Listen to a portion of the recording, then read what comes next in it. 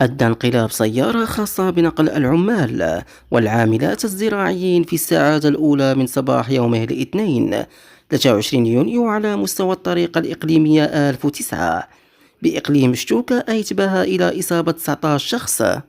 وأوضحت مصادر محلية أن الحادث نجم عن انقلاب سيارة العمال بعدما فقد السائق السيطرة على مقودها على مستوى الطريق الرابطة بين مدينة بيوكار وآيت مليك، وتحديدا على مستوى منطقة سيدي بوسحاب بإقليم شوكا آيت باها.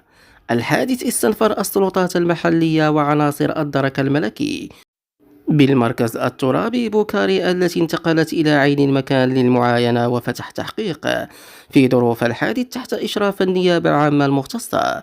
هذا وقامت عناصر الوقاية المدنية التي حلت بمكان الحادث بنقل المصابين 19 وضمنهم حالة حرجة إلى المركز الاستشفائي الإقليمي المختار السوسي ببوكار لإخضاعهم للفحوصات والعلاجات الطبية الضرورية.